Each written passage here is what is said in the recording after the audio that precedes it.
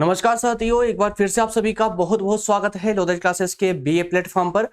दोस्तों, BA third year में foundation course के अंतर्गत व्यक्तित्व विकास और चरित्र निर्माण वाली सीरीज में एक और नया टॉपिक अर्थात कि एक और नया पार्ट नंबर 3 पर हम डिस्कस करने जा रहे हैं। इससे पहले 2 पार्ट हमारे हो चुके हैं, नहीं देखे हैं तो दोस्तों डिस्क्रिप्शन में जाइएगा, वहां लिंक मिल जाएगी। अन्यथा जो है आप प्लेलिस्ट में जाकर के भी इस कंप्लीट सीरीज के सभी पार्ट आप इजीली देख सकते हैं। आइए शुरू करते हैं अपना आज का सेशन। दोस्तों, personality development and character building वाली जो सब्जेक्ट है आपका, कंप्लीटली आपसे एग्जाम में एमसीक्यू फॉर्मेट में ही क्वेश्चन पूछे जाते हैं। और इसी दृष्टिकोण से दोस्तों हम आपको इस पूरी सीरीज में जो 8 पार्ट होने वाले हैं, 8 पार्ट में मैं आपको 250 से ज्यादा क्वेश्चन आंसर देने वाला हूं, जो सभी एग्जाम के दृष्टिकोण से इंपॉर्टेंट होंगे। आइए शुरू करते हैं अपना आज का सेशन। जो भी नए छात्र हैं वो प्लेलिस्ट को एक बार जरूर विजिट करें।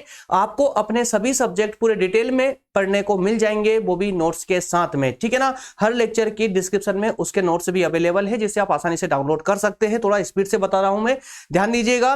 फर्स्ट यूनिट को हम फर्स्ट और सेकंड पार्ट में कवर कर चुके हैं। सेकंड यूनिट आज से हमारी स्टार्ट होने जा रही है। सेकंड यूनिट में 2 पार्ट होंगे, पार्ट नंबर 3 और पार्ट नंबर 4। उसी प्रकार से थर्ड यूनिट जो है हमारी पार्ट नंबर 5, 6, 7 और 8 में कवर होने वाली है। क्लियर है? आइए शुरू करते हैं आज का सेशन। तो आज का पहला क्वेश्चन हम लेंगे दोस्तों कि मनोविज्ञान के अनुसार कितने प्रकार के व्यक्तित्व होते हैं। पूछा जा रहा है कि जो मनोविज्ञान है उसके अनुसार व्यक्तित्व कितने प्रकार के होते हैं, 2 प्रकार के, 3, 4 या फिर 5 प्रकार के।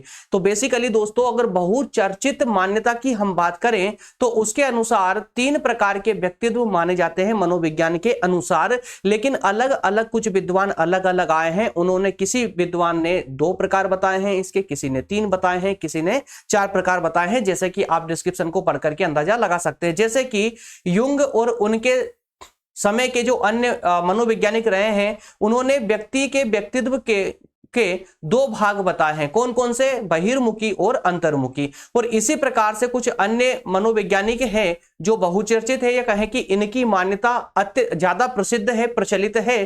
तो उन्होंने मानव के स्वभाव को, मानव के व्यक्तित्व को 3 भागों में बांटा है, अंतर्मुखी, बहिर्मुखी और उभयमुखी, इन 3 भागों में। और उसी प्रकार से कुछ आइजैक जैसे अन्य विद्वान भी मिल जाएंगे जो मनुष्य के व्यक्तित्व को 4 भागों में बांट करके देखते हैं। 4 भाग माने जाते हैं, अंतर्मुखी, बहिर्मुखी, स्थिर और अस्थिर। इस प्रकार से तो 2, 3 और 4 भी रूप देखने को मिलते हैं। लेकिन बहुचर्चित अगर हम बात करें, जो जिसकी मान्यता ज्यादा है, जिसे अत्यधिक रूप से माना गया है, वो 3 प्रकार ही माने गए हैं। आइए अगला प्रश्न लेते हैं। एक अच्छे चरित्र का निर्माण कौन करता है?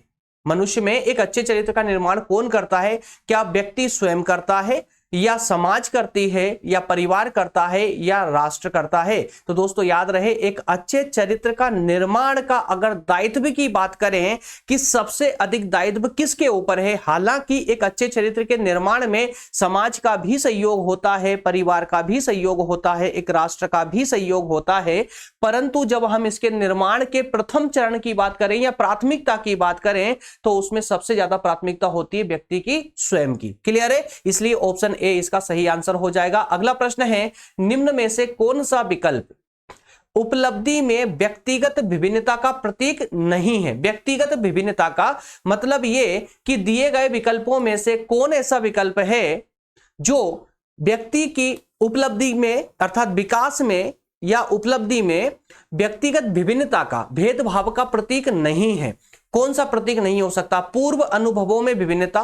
तो ये तो एग्जैक्टली ध्यान से सोचिएगा कि जब किसी व्यक्ति को उपलब्धि हासिल करनी हो तो हर एक व्यक्ति में अलग अलग अनुभव होने के कारण उसमें विभिन्नता आ जाती है ना। कोई उपलब्धि जल्दी हासिल कर लेता है अनुभव के कारण, और जिसमें अनुभव कम होते या नहीं होते हैं उसे अधिक समय लग जाता है। उसी प्रकार से लिंग में विभिन्नता, तो यही वो एक ऑप्शन है जिसके कारण व्यक्तियों में किसी प्रकार का भेदभाव नहीं किया जा सकता, किसी प्रकार की विभिन्नता नहीं आती अपनी मंजिल को हासिल करने में। ठीक है? इसके अलावा ऑप्शन सा को देख सकते हैं, रुचियों में विभिन्नता। जी हां, जिस व्यक्ति की रुचि अपनी मंजिल को, अपने टारगेट को लेकर के होगी, वो अपने टारगेट को जल्दी अचीव कर लेगा। और बिल्कुल इसका उल्टा कर दीजिए अन्य व्यक्तियों के लिए। उसी तरह से पूर्व निर्देशन में विभिन्नता, तो ये सब उनकी दक्षता, योग्यता पर निर्भर करता है। इसलिए व्यक्ति की योग्यता उसमें विभिन्नता का प्रथम कारण बनता है। क्लियर, इसलिए ऑप्शन बी हमारा सही आंसर हो जाएगा। आइए अगला प्रश्न लेते हैं। अगला प्रश्न है रुचि क्या होती है? रुचि कैसी होती है? जन्मजात होती है, मतलब जो रुचि जो आदतें होती है हमारी, वो क्या हमारी जन्मजात होती है, जन्म से प्राप्त होती है, या फिर बाद में अर्जित की जाती है? तो याद रहे दोस्तों, रुचि जो होती है ये दोनों ही प्रकार की होती है। कुछ आदतें हम में बचपन से डेवलप होती है, जन्म से डेवलप होती है, और कुछ आदतों को अर्थात कुछ रुचियों को हम बाद में अर्जित करते हैं। चलिए अगला प्रश्न है अभिरुचि, चरित्र और मूल्य। 3 शब्द आए हैं, अभिरुचि, चरित्र और मूल्य, और कहा जा रहा है कि इनका विकास किसके द्वारा करवाया जा सकता है? किस किस का? अभिरुचि का, चरित्र और मूल्य का विकास किसके द्वारा करवाया जा सकता है? प्रशिक्षण के माध्यम से करवाया जा सकता है, कि व्यक्ति को बहुत अधिक प्रशिक्षित कर दो अभिरुचि, चरित्र और मूल्य का विकास करने के लिए, या फिर उसका आचरण अच्छा कर दो, आचरण के माध्यम से उसका ये इन सभी बिंदुओं का विकास किया जा सकता है, या फिर शिक्षण से कर सकते हैं, या फिर अनुदेश के माध्यम से कर सकते हैं। तो याद रहे दोस्तों, याद रहे अभिरुचि, चरित्र और मूल्यों का जो विकास होता है वो व्यक्ति के स्वयं के आचरण से होता है, कि वो किस प्रकार का आचरण करता है, उसी प्रकार की आदतें, उसी प्रकार की अभिरुचियां उसमें डेवलप होगी। क्लियर है? आइए अगला प्रश्न है आत्मा का केंद्रीय भाव क्या है? आत्म का मतलब स्वयं का केंद्रीय भाव क्या है? अपनी आत्मा का केंद्रीय भाव क्या है? व्यवहार है, व्यक्तिगत है, बुद्धि है, या कोई नहीं? तो याद रहे इसका राइट आंसर होगा व्यक्तिगत। क्या होगा? व्यक्तिगत। आत्म का केंद्र भाव कौन होता है? व्यक्ति स्वयं होता है, इसलिए व्यक्तिगत इसका सही ऑप्शन हो जाएगा। क्लियर है? आइए अगला प्रश्न लेते हैं। अगला प्रश्न है मानसिक विकास के पक्ष। मानसिक विकास के पक्ष कौन कौन से हैं? निरीक्षण है, चिंतन है, ध्यान है, या फिर ये सभी है?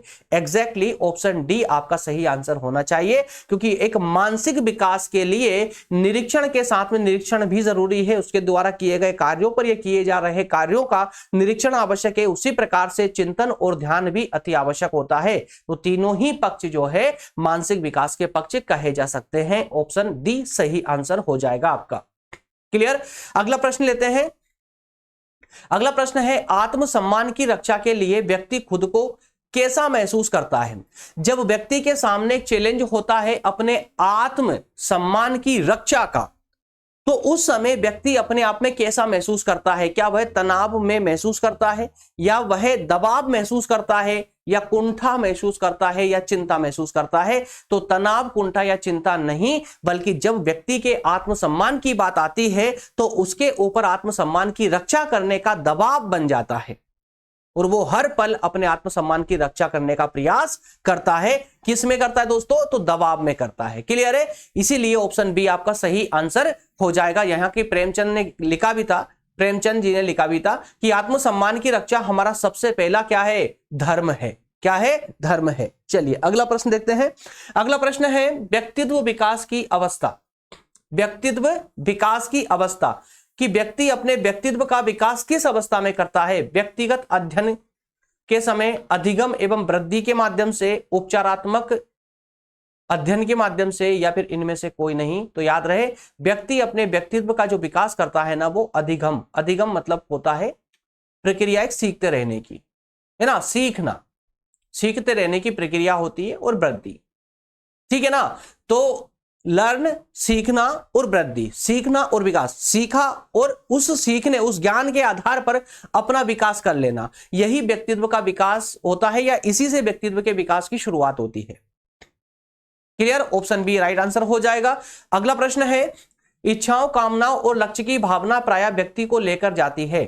क्या कहा जा रहा है? कि इच्छा, कामनाएं और लक्ष्य की जो भावना होती है वह व्यक्ति को किस ओर लेकर जाती है? दबाव की ओर लेकर जाती है, खिन्नता की ओर, पलायन की ओर, या इनमें से कोई नहीं?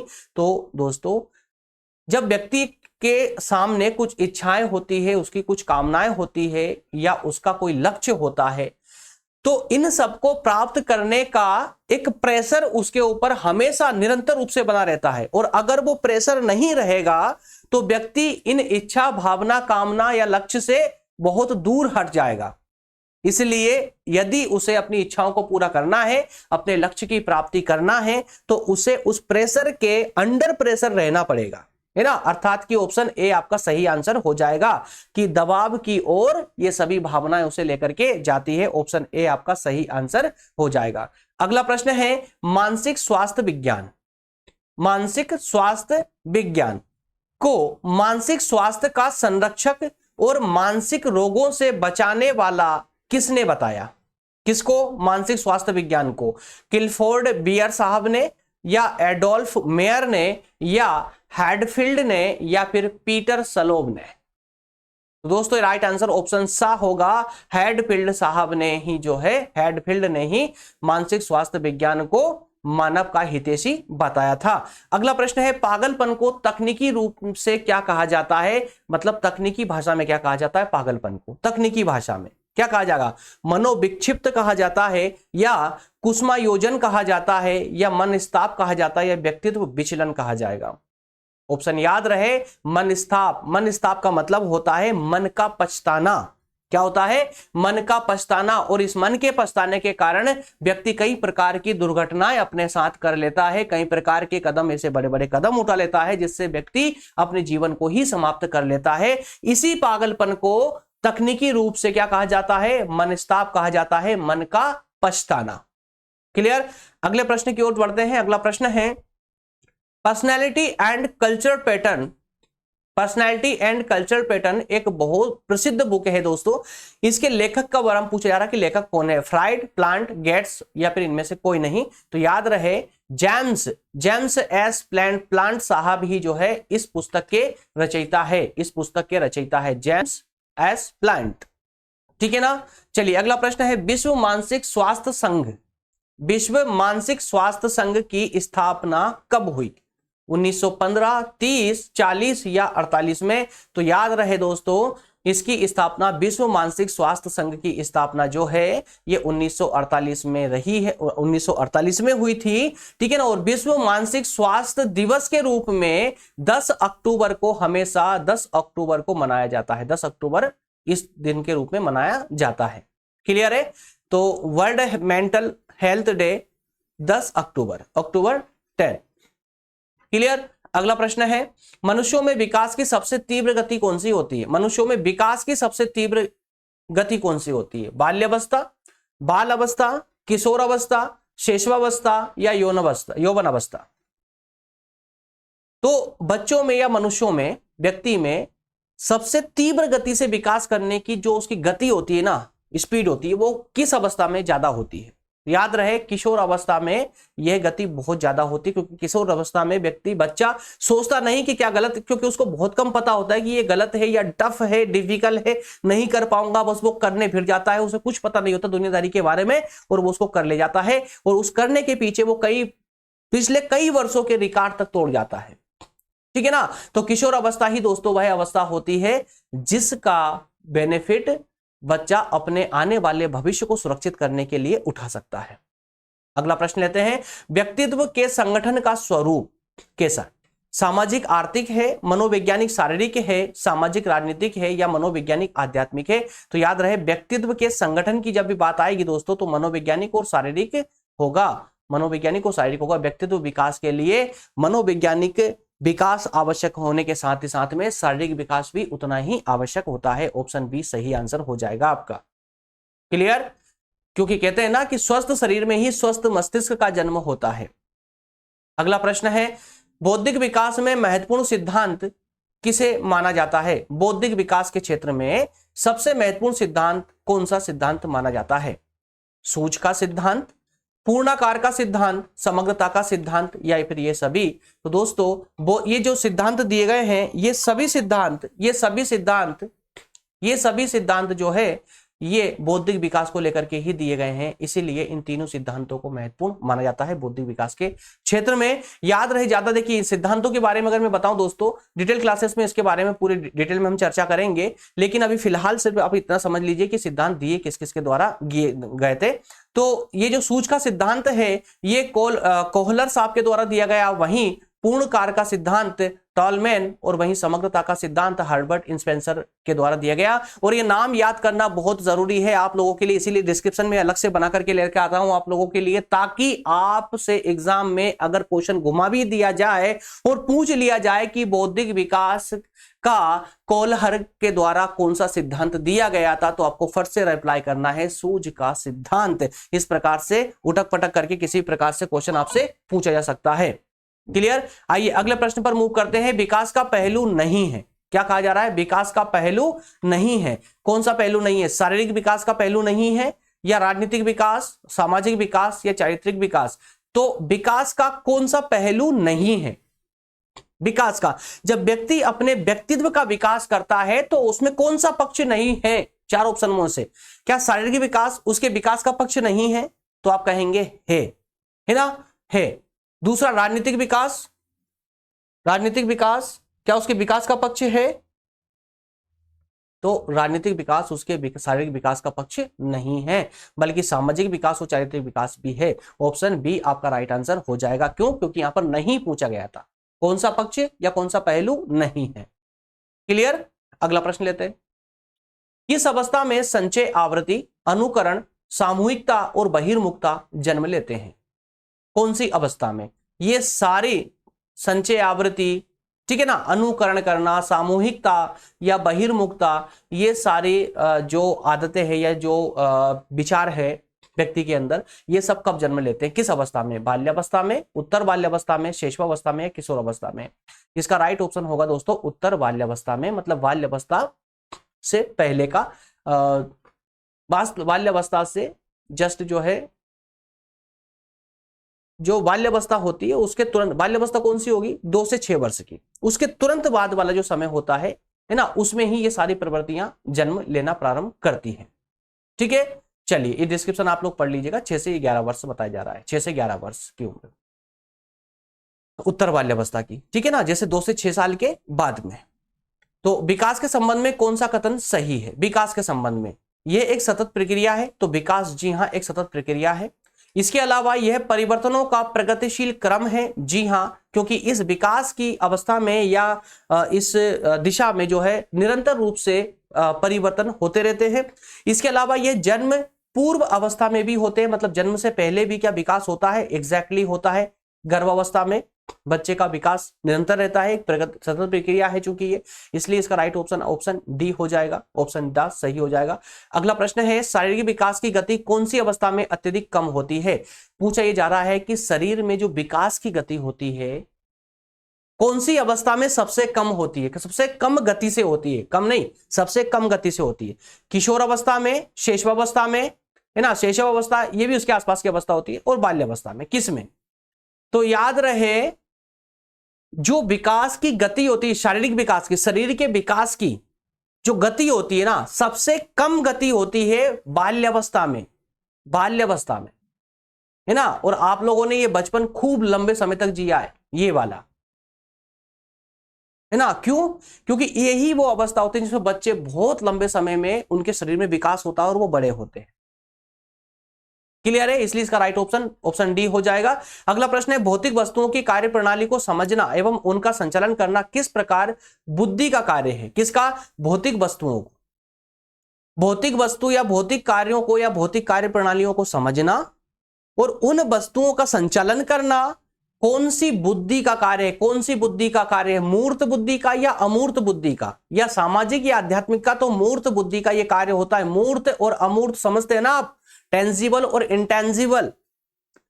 तो ये मूर्त क्या होते हैं? मूर्त वो होते हैं जो भौतिकता को समाहित किए होते हैं, है ना। जैसे कि डिस्क्रिप्शन पढ़िए, मूर्त जो बुद्धि होती है वह इंद्रियानुभव का विषय होती है। मतलब मूर्त बुद्धि या मूर्त ज्ञान जो है वो इंद्रिय अनुभव, जिसे हम छूकर के अनुभव कर सकते हैं, है ना, और जिसको हम छूकर के जिस सुख का अनुभव कर सकते हैं उसे मूर्त बुद्धि वह कार्य कर रही है। लेकिन जब हम अमूर्त बुद्धि की हम बात करते हैं, सबकॉन्शियस की बात करते हैं, तो उसे हम कहेंगे वह मूर्त से बहुत ऊपर की बात है, बहुत ऊपर की बात है। यह मन के अनुभूति पर निर्भर करता है, मन की अनुभूति से ही ये संचालित होता है। इसलिए इसका सही आंसर जो होगा ऑप्शन ए हो जाएगा। अगला प्रश्न लेते हैं, विशिष्ट योग्यताओं की प्रकृति कैसी होती है? विशिष्ट योग्यता, है ना, विशिष्ट योग्यता जन्मजात होती है, अर्जित होती है, आबा दोनों, या कोई नहीं? तो दोस्तों विशिष्ट योग्यता जो होती है वो अर्जित होती है बाद में। योग्यताएं भले ही जन्मजात हो सकती है, लेकिन विशिष्ट योग्यताएं जो होती है वो जन्मजात नहीं बल्कि अर्जित योग्यताएं होती है। अगला प्रश्न लेते हैं, निम्न में से कौन सा जन्मजात प्रेरक नहीं है? जन्मजात नहीं है कौन सा? भूख, प्यास, आदत या नींद? तो जो हमें जन्म से नहीं मिला है क्या है? आदत है। आदत हम बाद में भी इसको डेवलप करते हैं। भूख, प्यास और नींद जन्मजात हमें प्राप्त होती है, जन्म से प्राप्त होती है। अगला प्रश्न है, निम्न में से कौन सा कोहलबर्ग के नैतिक विकास के चरणों का लक्षण है? तो कहा जा रहा है दोस्तों, कोहलबर्ग साहब ने जो नैतिक विकास का सिद्धांत दिया था, उस सिद्धांत का इन 4 ऑप्शनों में से कौन सा ऑप्शन नहीं है, कौन सा ऑप्शन है, मतलब 3 नहीं है, 1 है। देखिए, तो इनका जो नैतिक विकास का सिद्धांत है उसका विभिन्न चरण एक गैर पदानुक्रम रूप में आगे की ओर बढ़ते हैं। क्या कहा जा रहा है कि विभिन्न चरण, जो अलग अलग चरण होते हैं, गैर पदानुक्रम में, मतलब एक क्रम नहीं बल्कि इधर उधर कोई किधर भाग रहा है इस प्रकार से आगे बढ़ते हैं। तो नहीं, ये इनके विकास का नैतिक चरण नहीं है, बल्कि चरणों का परिवर्तनशील अनुक्रम, चरणों का परिवर्तनशील अनुक्रम ये भी नहीं, दिव्य चरण अलग अलग प्रत्युत्तर है। जो दिव्य चरण है, जो अलग अलग स्टेप है, वो अलग अलग प्रत्युत्तर है, ना कि सामान्य प्रतिमान, जबकि इन्होंने प्रत्येक चरण को एक सामान्य प्रतिमान के रूप में देखा था इस नैतिक सिद्धांत के अकॉर्डिंग। जब तो ऑप्शन डी अपने आप हमारा सही हो जाता है। सभी संस्कृतियों के संबंध चरणों की सार्वभौम श्रृंखला है। क्या? सार्वभौम श्रृंखला है। ऑप्शन डी सही आंसर हो जाएगा। अगला प्रश्न भी कोहलबर्ग साहब के सिद्धांत से ही लेते हैं। कोहलबर्ग के सिद्धांत के पूर्व परंपरागत स्तर के अनुसार, किसके अनुसार? परंपरागत स्तर के अनुसार कोई नैतिक निर्णय लेते समय एक व्यक्ति निम्नलिखित में से किस तरह प्रवृत्त होगा? मतलब ये कि कोहलबर्ग के द्वारा दिए गए सिद्धांत के अनुसार कोई व्यक्ति जब नैतिक निर्णय लेता है तो वो किस प्रकार की प्रवृत्ति रखता है? ऑप्शन ए कहता है व्यक्तिगत आवश्यकता और इच्छाओं की प्रवृत्ति रखेगा वो, या फिर व्यक्तिगत मूल्य की प्रवृत्ति रखेगा। अब याद रहे, नैतिक निर्णय की बात हो रही है यहां पर, है ना। ऑप्शन सा कहता है पारिवारिक अपेक्षाओं की या अंतर्निहित संभावित दंड की। दोस्तों, नैतिक निर्णय होने के कारण आपका ऑप्शन सा सही हो जाएगा। पारिवारिक अपेक्षाओं का वो सर्वाधिक ध्यान रखेगा, क्योंकि जो नैतिक निर्णय होते हैं वो परिवार और समाज को दृष्टि में रख करके ही लिए जा सकते हैं, इसीलिए ऑप्शन सा आपका सही आंसर हो जाता है। अगला प्रश्न है, कोहलबर्ग के अनुसार सही और गलत के प्रश्न के बारे में निर्णय लेने में शामिल चिंतन प्रक्रिया को कहा जाता है। क्या कहा जाता है? नैतिक तर्कणा या नैतिक क्रिया, नैतिक सहयोग की नैतिकता या नैतिक यथार्थवाद। तो दोस्तों याद रहे, नैतिक तर्कणा अर्थात की एक ऐसी प्रक्रिया जो सही और गलत का निर्णय कर सके। ऑप्शन ए सही हो जाएगा। अगला प्रश्न है, किसका कथन है कि लोकतंत्र राष्ट्रीय चरित्र का निर्माण करता है? लोकतंत्र राष्ट्रीय चरित्र का निर्माण करता है, किसने कहा था ऐसा? मैक्सन ने, जेसमिल ने, फाइनर ने या सिलेन? तो जेसमिल साहब का यह कथन था, ठीक है ना, जेसमिल साहब का कथन था। अगला प्रश्न है, किसका आलोचनात्मक कथन है कि लोकतंत्र भ्रष्ट प्लेटोवाद है? लोकतंत्र भ्रष्ट प्लेटोवाद है। थोड़ा स्पीड से बढ़ रहा हूं मैं।